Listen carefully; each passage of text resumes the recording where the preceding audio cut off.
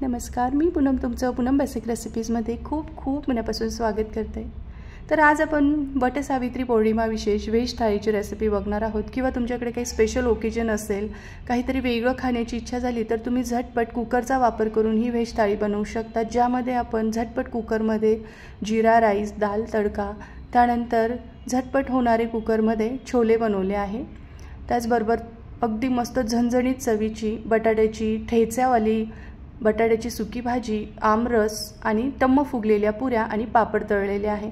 नेहमीप्रमाणे व्हिडिओमध्ये खूप साऱ्या टिप्ससह रेसिपी शेअर केली आहे, तर व्हिडिओ शेवटपर्यंत नक्की बघा। चला रेसिपीला सुरुवात करूयात। सर्वात आधी काय करायचं, आंबे आपल्याला पाण्यात टाकून ठेवायचे आहे, म्हणजे यावरचा चीक पण निघून जातो आणि आंबे थंड व्हायला मदत होते। त्यानंतर दुसरी स्टेप म्हणजे आपण पुरींची कणिक मळून घेणार आहोत। तर त्यासाठी 2 कप गव्हाचं पीठ घ्यायचं, यामध्ये 1 मोठा चमचा बेसन पीठ टाकायचं, याने पुऱ्या खमंग होतात। त्यानंतर 2 मोठे चमचे बारीक रवा टाकायचा आहे। बारीक रव्यामुळे पुऱ्या बराच वेळ टम्म फुगलेल्या राहतात। अर्धा चमचा साखर टाकायची आहे। साखर टाकल्यामुळे पुरींना गोल्डन रंग छान येतो। चवीनुसार मीठ टाकायचं। सुके जिन्नस आधी सर्व व्यवस्थित मिक्स करायचे आहे आणि मग यामध्ये अगदी कडकडीत गरम करून घेतलेलं 3 चमचे तेल आपल्याला यामध्ये टाकून घ्यायचं आहे। तेल टाकल्यामुळे पुऱ्या छान लाटल्या पण जातात आणि चवीलाही छान लागतात, खुसखुशीत पुऱ्या तयार होतात। आधी तेल असं चमच्याने मिक्स करायचं आणि मग हाताने सगळीकडे हे तेल पिठाला चोळून घ्यायचं आहे आणि थोडं करत पाणी टाकून घट्टसर याची कणिक मळून घ्यायची आहे। मी याची कणिक मळून घेते, तोपर्यंत तुम्हाला एक निवेदन आहे, तुम्ही अजून माझ्या चॅनलला सबस्क्राइब केलं नसेल तर प्लीज नक्की सबस्क्राइब करा आणि बेल आयकॉनवर क्लिक करा। सबस्क्राइब करणं पूर्णपणे फ्री आहे। अर्धा चमचा तेल लावून कणिक मळून घ्यायची आहे शेवटी आणि झाकण ठेवून रेस्ट करायला ठेवायची। आता आपण कुकरमध्ये हे छोले करणार आहोत, भाजी करणार आहोत। तर मी इथे रात्रीच 1.5 कप इतके छोले पाण्यामध्ये भिजत घातले होते। हे व्यवस्थित चाळणीमध्ये निथळून घ्यायचे आहे। या छोल्यांसाठी आपण एक झटपट वाटण बनवूयात।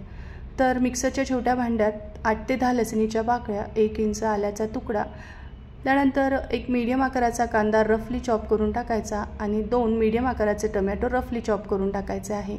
थोडीशी कोथिंबीर सुद्धा आपल्याला यामध्ये ॲड करायची आहे आणि पाणी न टाकता याचं आपल्याला वाटण बनवून घ्यायचं आहे। हे वाटण रेडी झालं आहे। आता कुकरमध्ये बघा आपल्याला 3 चमचे तेल घ्यायचं आहे। तेलाचं प्रमाण तुम्ही तुमच्या आवडीनुसार थोडंफार कमी जास्त करू शकता। तेल गरम झालं की हे वाटण यामध्ये टाकायचं।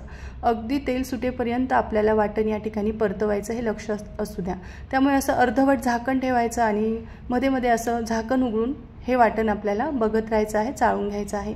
आपलं वाटण शिजतंय तोपर्यंत एका भांड्यामध्ये मी 1 कप बासमती लोकल बासमती तांदूळ घेतला आहे। स्वच्छ 3 पाण्याने धुवून घ्यायचा आणि यामध्ये पुरेसं पाणी टाकायचं आणि थोड्या वेळासाठी हा सोक करायला ठेवायचा आहे।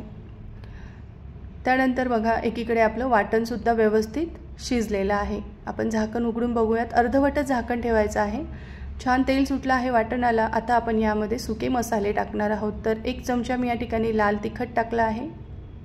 त्यानंतर 1 चमचा धना जिरा पावडर टाकायची। अर्धा चमचा यामध्ये आपल्याला हळद घालायची आहे आणि कुठल्याही ब्रँडचा छोले मसाला तुम्ही यामध्ये 2 चमचे टाकू शकतात।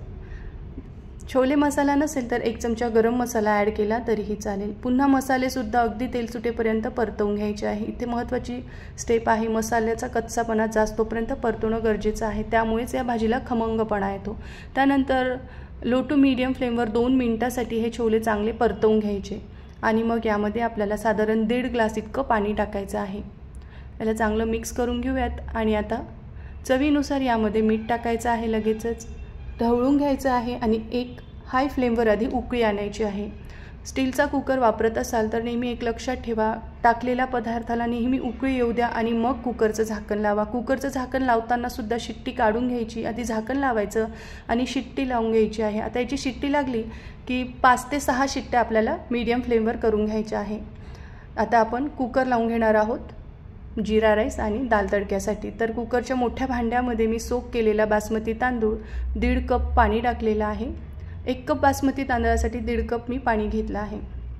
चवीनुसार मीठ, 1 चमचा तेल आणि अर्धा चमचा जिरे टाकून घेतला आहे। व्यवस्थित त्याला ढवळून घ्यायचं आहे, मिक्स करून घ्यायचं आहे। दुसऱ्या छोट्या भांड्यामध्ये आता पाव कप तुरीची डाळ आणि पाव कप मुगाची डाळ घ्यायची आहे। डाळी मात्र स्वच्छ धुवून घ्यायची आहे। मसूरची डाळ असेल तर 2 चमचे मसूरची डाळ सुद्धा तुम्ही यामध्ये ॲड करू शकतात। आता यामध्ये 1 कप पाणी, 4 लसणीच्या पाकळ्या, अर्धा कांदा टाकायचा आहे। छोट्या आकाराचा कांदा होता तर तो अर्धा मी घेतला आहे आणि अर्धा टोमॅटो सुद्धा आपल्याला शिजवतानाच टाकून घ्यायचा आहे। हे चांगलं मिक्स करायचं आहे। आता आपण हा कुकर शिट्ट्या करून घेऊयात। तर नेहमी कुकरमध्ये बघा 1.5 ग्लास पाणी गरम केलं आहे, त्यामध्ये लिंबाची फोड टाकायची, कुकर काळा होत नाही। भाताचं भांडं हे नेहमी खाली ठेवायचं आणि वरती डाळीचं भांडं ठेवायचं आहे। यावर मी असं झाकण ठेवणार आहे। हवं तर तुम्ही या झाकणावर बटाटे वाफवत ठेवू शकतात, शिजवून घेऊ शकतात, पण माझे बटाटे या ठिकाणी ऑलरेडी शिजलेले होते, त्यामुळे मी यावेळी बटाटे शिजवलेले नाही आहेत। याच्या 3 शिट्ट्या झाल्या की मगच कुकरचं झाकण उघडायचं आहे। हे बघा 3 शिट्ट्या झालेल्या होत्या, पूर्ण वाफ निघाल्यावरच मी झाकण उघडलेलं आहे। मस्त जिरा राईस मोकळा मोकळा तयार होतो। करून बघा तुम्ही एकदा या पद्धतीने। आता ही जी डाळ आहे ती चांगली घोटून घ्यायची आहे। आता या डाळीला आपण तडका देऊयात। तर त्यासाठी मी इथे 1 मोठा चमचा तेल घेतला आहे। तेलाऐवजी तुम्ही साजूक तूपसुद्धा घेऊ शकतात।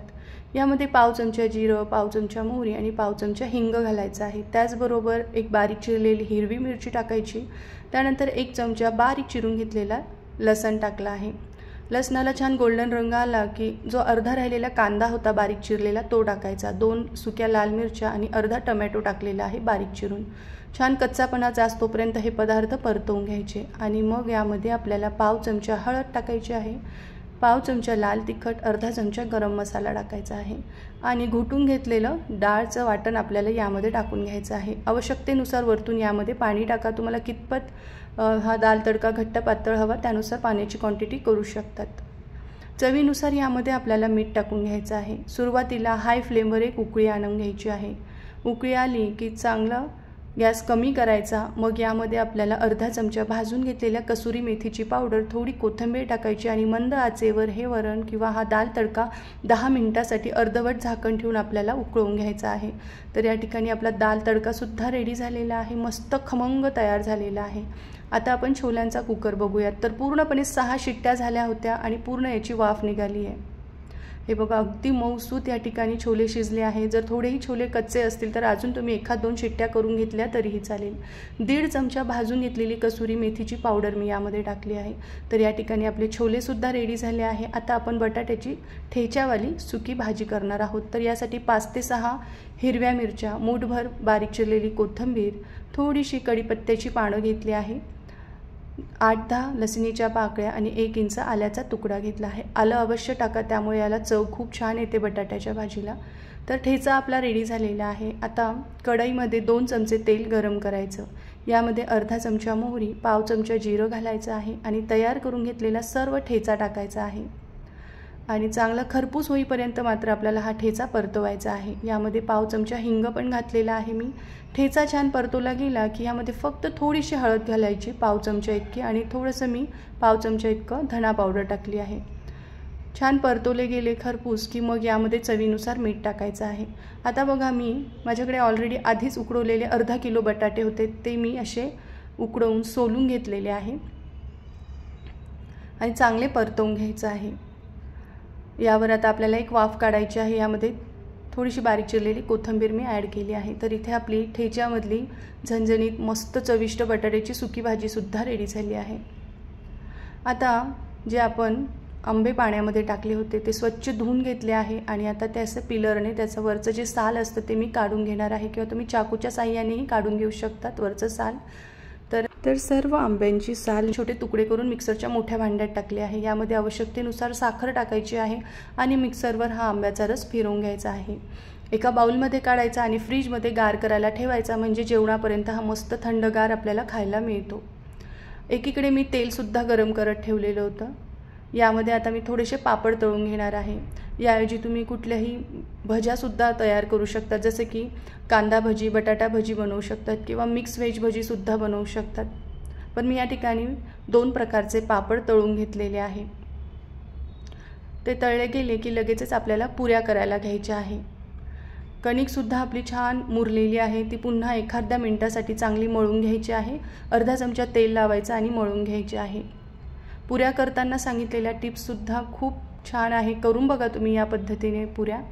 यातली 1 लाटी घ्यायची आणि तेल लावून, शक्यतो तेल लावूनच पुऱ्या लाटायच्या, पीठ न लावता पुऱ्या लाटायच्या। मध्यम जाडीच्या या पुऱ्या सर्व लाटून घ्यायच्या आहे।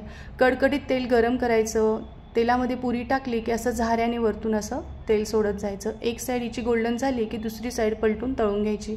अलटून पलटून पुऱ्या तळल्या तर त्या तेलकट होतात। तर अशी पूर्ण व्हेज थाळी रेडी आहे। तुम्ही सुद्धा करून बघा। रेसिपी आवडली तर कमेंट करून नक्की सांगा। धन्यवाद।